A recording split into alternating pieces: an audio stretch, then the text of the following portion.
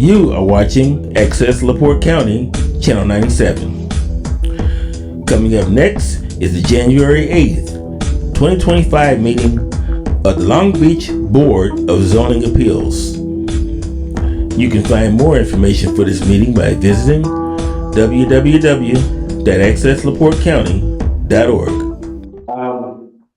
It is January 8th, 2025, and I call this meeting of the Long Beach Board of Zoning Appeals to order.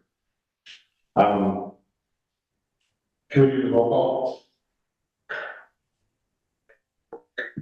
Board members Seth McCormick, Present. John Mangle, Present. Charlie Goodall, Present. Fred Woods, Present. Bob LeMay, Here. Clerk Treasurer Meg Collins, I am present. Attorney Willoughby, are you on Zoom? Present. And Building Representative Joy Schmidt? Present. That concludes roll. Okay, we'll stand for pledge of allegiance.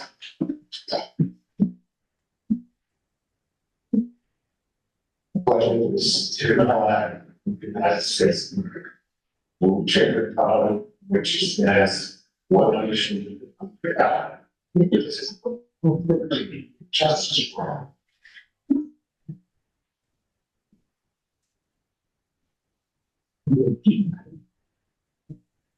Okay, prior to the meeting today,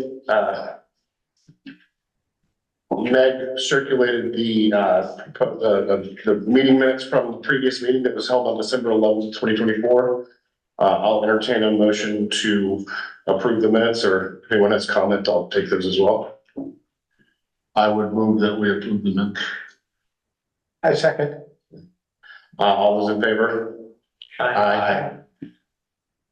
Okay, as everyone is aware, we had the public hearing on the Cam Properties South Incorporated petition related to 2148 Carwick Road. Mr. Wilby and I had worked together to prepare the proposed findings and decisions related to the denial of that request. I just circulated a copy among each of you. I can give you a few minutes to take a look at it. And then if anybody has any discussion, we can open it to discussion.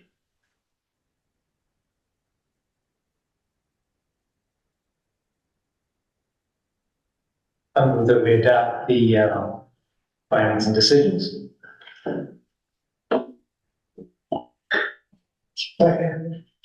Great. Before we have a vote, does anybody have any comments or questions about why it's structured the way it was? I have mine. I mean, it seemed pretty much that this was the outtake of that meeting. Yeah. So I had to change it. Okay. The only thing I would say in regard to that is the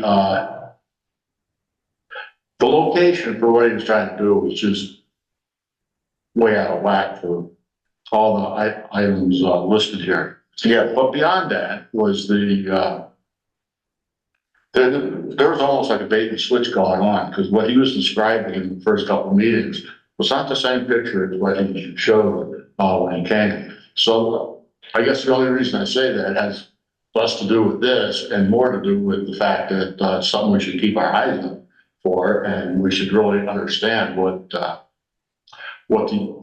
intended thing is going to be, whether it's a residence or a business or whatever. No, I tend to agree. I mean, especially on something that, they're coming to you kind of before the building commission, and, there's no plans, there's just conceptually an idea. We don't want to be misled. And that was kind of one of my concerns from the get-go on that, was that, this is kind of amorphous. You're asking for permission to do something, and we don't have any concrete plans of what it's going to look like or what it's going to be. Yeah, so I think we need to learn from that, and as it turns out, no harm, no foul. And I mean, just by way of background on this, there's a standard, and all five of the criteria that they were required to meet this variance is listed on here. And the way that I viewed it, and I think Mr. Wilby agreed, was that it's their burden to establish each of these criteria.